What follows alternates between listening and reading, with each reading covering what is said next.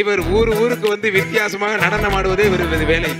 அதுவும் நான் செல்கிற ஊரெல்லாம் பத்திரகாளி ஆட்ட. தம்பி ஒரு தாவோட ஒரு சைக்கிள் தம்பிக்கு மாண்புக்கு முதலமைச்சர் உலகம் ஒரு சைக்கிள். ஐயோ ஐயோ ஒண்ணும் தெரியாத மாதிரி இருக்கானே இவன் இந்த உலகத்திலேயே வித்துருவான் சார்.